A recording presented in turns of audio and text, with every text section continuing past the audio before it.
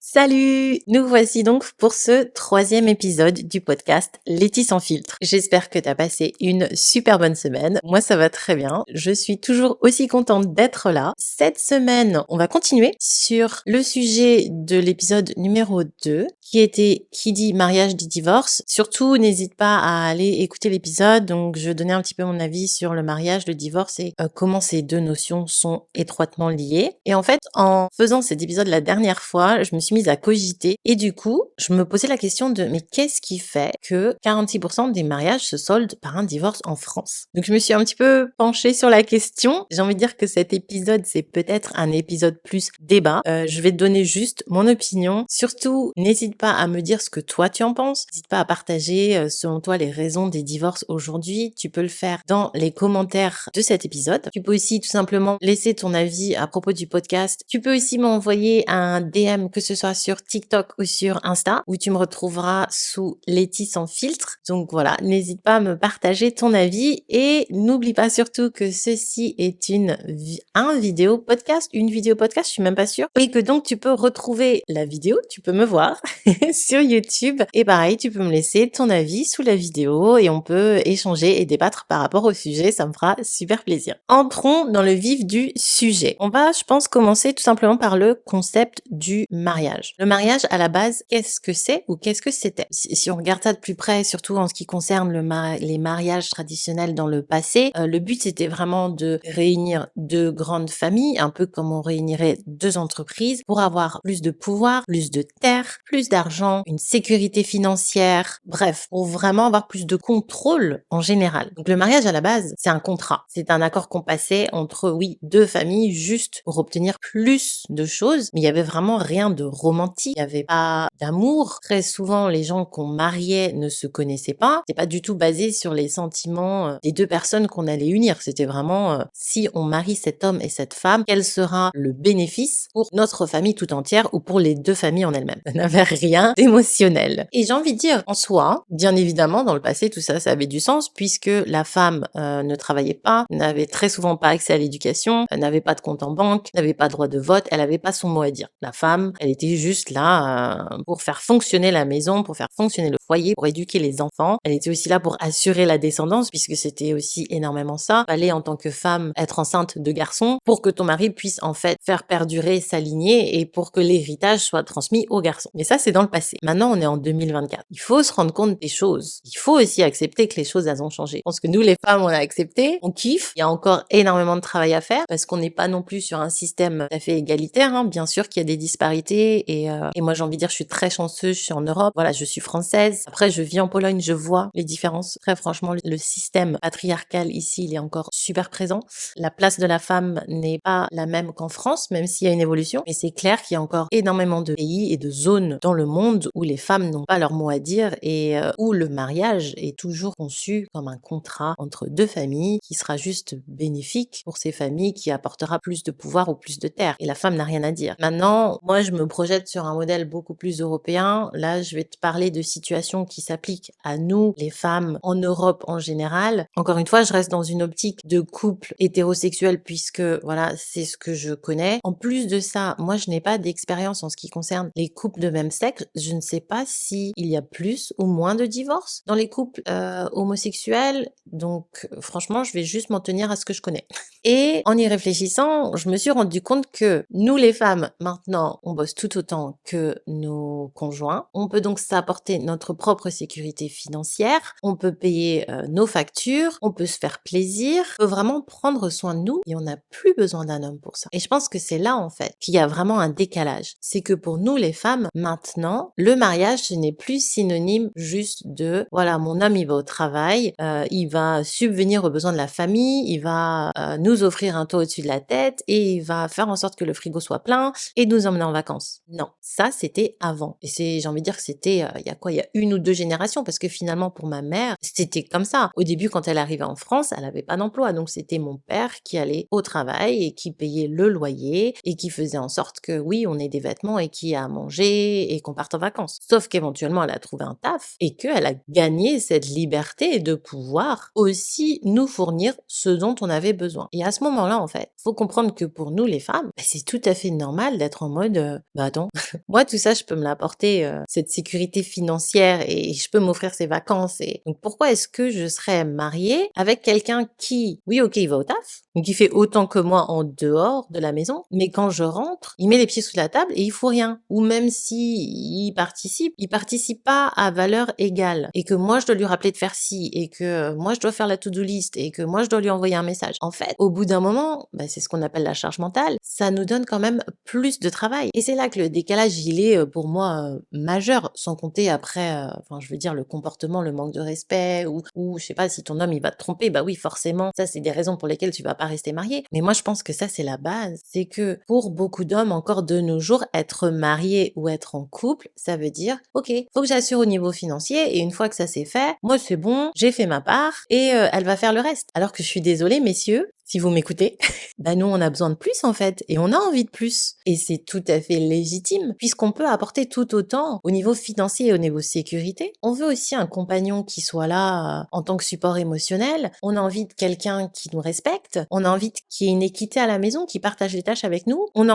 envie. Moi je sais que j'ai envie en tout cas d'une connexion physique, d'une connexion psychique. Et ça à la base, le mariage au sens traditionnel, c'était pas du tout ça l'idée. Mais sauf que la société a évolué, les mœurs ont évolué et le mariage, il faut qu'il évolue aussi parce que si le modèle n'évolue pas, on va reproduire les mêmes erreurs et il va y avoir plus en plus de divorces. J'ai envie de dire, on sera bien plus que 46%. Il y aura très peu de mariages qui vont fonctionner puisque au final, on va tomber dans cette expression de mieux vaut être seul que mal accompagné. En fait, si moi j'y regarde de plus près, ce que moi je donne, je veux le recevoir. C'est tout. Si je te donne du support émotionnel, si je m'occupe de la maison, si je te respecte, si je prends voilà le temps d'être là physiquement avec toi, si j'organise des trucs, mais j'ai envie que tu me le rendes. J'ai pas envie d'être la seule personne qui fasse ça en fait. Parce que si ça va être comme ça, autant que je sois toute seule et que j'arrête de me prendre la tête. Au final, ce qu'on veut, c'est le bare minimum. On veut le minimum. Et c'est marrant parce que très souvent, enfin je m'en rappelle en tout cas, voilà, peut-être mes ex ou même des remarques qu'on entend, c'est oui, mais vous les femmes, vous êtes trop compliquées. Non en fait, on n'est pas compliqué, on n'est pas trop compliqué, on n'en demande pas trop. Je pense que c'est les mentalités qui doivent changer. On a accepté le fait qu'il y ait beaucoup de choses qui évoluent, qu'on ait accès aux nouvelles technologies, il y a beaucoup plus d'informations. Est-ce qu'il est pas temps d'accepter que nos besoins, en tout cas les besoins des femmes et sans doute les besoins des hommes, évoluent? On ne veut pas trop, on veut le minimum, ok? Et il y a une grosse différence. Et là, au niveau du, enfin, j'ai envie de dire au niveau du parler, on n'est même pas sur la même chose. Si tu me dis, ah, t'as envie de trop, ben, fuck off, en fait. Non, j'ai pas envie de trop, j'ai envie du minimum. Respect, équité, amour, bon moment ensemble et pas trop de prise de tête. J'ai pas envie que mon couple ou mon mariage me demande énormément d'efforts. Oui, il va falloir en faire des efforts. En fait, j'ai pas envie de gérer plus de problèmes que de bons moments, tout simplement. J'ai envie d'être avec une personne qui puisse comprendre que une relation, ça se fait à deux, une famille, ça se fait à deux. C'est pas juste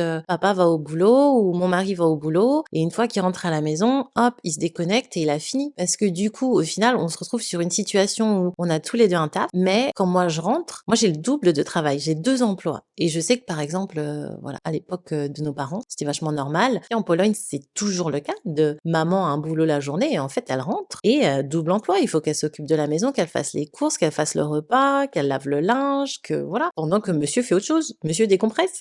Moi je trouve ça ouf. Parce que finalement, on le sait, on le voit, on en est conscient, mais c'est quelque chose qui est devenu tellement confortable pour cette société patriarcale qu'au lieu de se dire ouais bon sang, faut peut-être qu'on change un peu là, faut peut-être qu'on évolue, on va dire non, vous les meufs vous demandez trop, vous êtes jamais satisfaites, vous en voulez toujours plus. Moi je prends plus. Moi je sais que je prends plus ça. Bien sûr qu'on peut me le dire, mais en fait maintenant je pense que je dirais bah non, en fait je veux le minimum et si tu peux pas me le donner, ben next hein. Si tu comprends pas, bah j'ai rien à t'expliquer. Je vais même pas faire débat. Il y a rien à dire. Si c'est ta façon de penser, c'est ta façon de penser. Mais viens pas me fatiguer en fait parce que t'as pas d'argument, il y a pas de substance, c'est juste que tu veux rester dans ton confort. OK, très bien, mais viens pas me l'imposer. Et viens pas dire après que les meufs sont difficiles parce qu'au final, on demande juste le minimum. Et du coup, j'ai envie de rebondir sur un truc qui vraiment m'énerve et je m'en suis vachement rendu compte en devenant maman, c'est à chaque fois qu'on entend: «Oh, ton mari, là là, il fait la cuisine, t'as trop de la chance, mais quel papa modèle, il s'occupe des enfants, il fait le ménage». Moi, j'ai envie de dire stop. En fait, ton mari qui fait le ménage, ton mari qui fait la cuisine, ton mari qui t'aide, à aucun moment c'est quelque chose de merveilleux ou de ouf. Ça devrait être la base. Et je pense qu'il faut qu'on commence à changer de discours. Et je pense que ce changement, il commence avec nous, les mamans, les tatis, même avec les tontons, hein, les hommes sont concernés, avec cette génération, les millénials. Je pense que c'est à nous de changer les choses maintenant et juste d'accepter que un homme qui fait la vaisselle,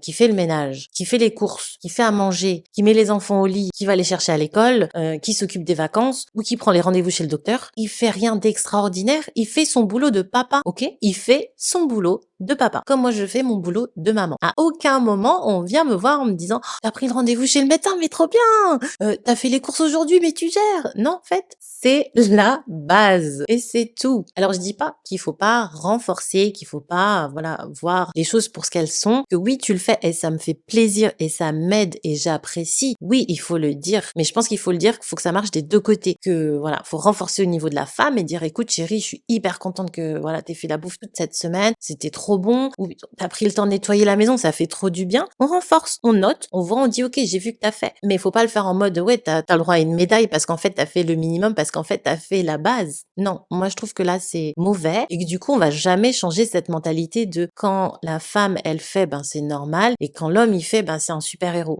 On veut l'égalité là encore une fois, donc on renforce et on dit: «Oui, voilà, j'ai vu que tu l'as fait, ça me fait plaisir», et sans non plus exagérer quoi. On met des mots simples sur ce qui vient de se passer. Les faits sont les faits. T'as fait la vaisselle, c'est cool. T'as fait la vaisselle, mais il y a pas besoin d'en faire toute une fête. Je pense que s'il y a des hommes qui écoutent cet épisode, ils vont me détester. Après voilà, moi j'élève un petit garçon, ok, qu'on se dise les choses. Et voilà, il participe avec moi à la maison, on fait des trucs ensemble. Je renforce et je lui dis, quand il renverse un truc, qui prend l'éponge, qui nettoie, je dis voilà, t'as nettoyé derrière toi, merci, t'as réparé un peu l'accident. Je mets des mots, mais je vais pas me mettre à danser, ouais, t'as nettoyé trop bien. Non, en fait, c'est normal ce qu'il fait. Je veux qu'il comprenne que ça, c'est la base, que lui aussi fait partie de la maison, du système, de la famille, et qu'on a une dynamique et qu'il faut que tout le monde mette la main à la pâte et qu'il y a rien d'extraordinaire dans ce qu'on fait. Ce sont des choses du quotidien, et que ce soit maman ou lui ou papa, ou s'il y a un homme dans la maison ou quand on va voir les amis, mais qu'il n'y ait pas de différence en fait, qu'il n'y ait pas un ah, lui il a fait, il a le droit à plus de reconnaissance.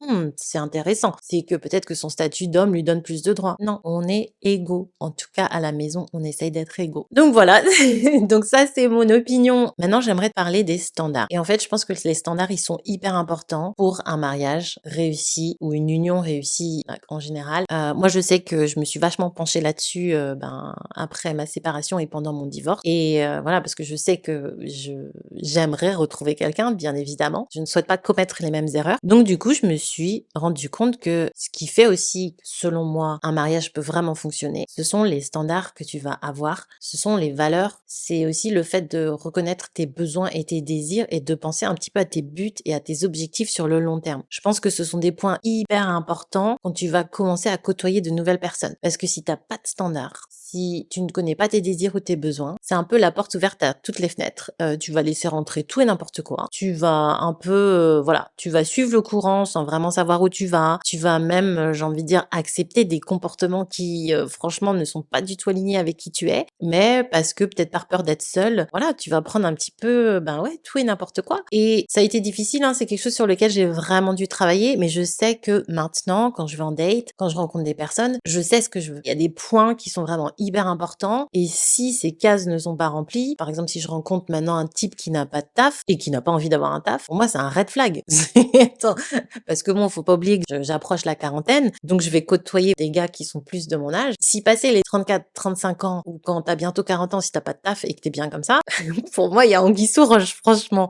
Si je suis avec une personne qui hausse le ton très rapidement, qui se met à crier ou qui insulte, c'est pas la peine, c'est mort. C'est standard. Pour moi, c'est la base. Je vais pas revenir dessus. Voilà, je vais être intransigeante en fait. Et quitte à ce que je sois célibataire pendant quelques années, ça va me faire chier, ouais, ça va être difficile. Mais au final, final, je sais que c'est en ayant ces standards que je vais pas laisser rentrer n'importe qui, que mon petit cœur il va pas se faire piétiner et que je vais pas me retrouver dans des histoires improbables avec des types malsains qui au final vont me marcher dessus et me pourrir la vie. Et en fait, ces standards, j'ai décidé de les établir parce que je me suis aussi rendu compte d'un truc, c'est que dans le passé, moi je voyais vachement la relation amoureuse comme je cherche quelqu'un qui me rendra heureuse. Ça c'était moi dans le passé, ok. Je me disais que voilà, en étant seule, j'étais pas heureuse, qu'il me manquait quelque chose. J'ai eu le temps vraiment de cogiter là-dessus, de faire un travail personnel et de me rendre compte que bah non, je suis moi, je suis un être à part entière, que je peux m'apporter le bonheur, que je me suffis. Et j'ai envie de dire que je m'aime en fait. Cette confiance et cet amour de moi, il est pas arrivé en une nuit, ok? Je pense que je vais faire un épisode là-dessus. Si ça t'intéresse, s'il te plaît, dis-le moi en commentaire ou envoie-moi un petit message sur Insta.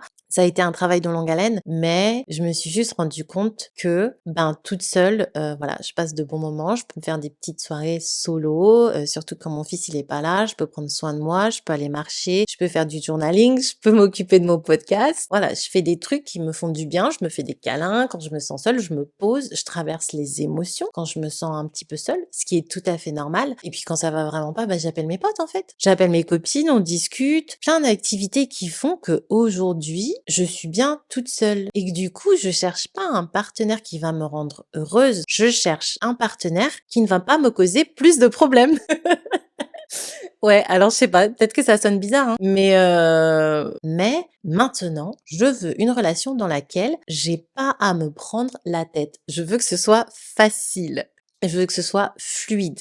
Du coup, en sachant ça, c'est juste beaucoup plus facile aussi pour moi de les garder ces standards et d'être alignée avec moi-même quand je vais en date. Parce que je trouve que c'est tout à fait normal de se dire, et j'aimerais franchement que plus de gens se sentent comme ça, c'est que ouais, je suis bien seule et que j'ai pas envie de me mettre avec quelqu'un pour me prendre la tête, j'ai envie de me mettre avec quelqu'un pour kiffer encore plus. En fait, j'ai de l'amour là à donner, j'ai du bien-être à donner et j'ai envie d'être avec une personne qui s'aime et qui a de l'amour à partager et qu'on mette un peu les deux ensemble. C'est comme quand mon verre il est plein et je vais rencontrer une personne qui a un verre plein à ras-bord et que tous les deux en fait on déborde.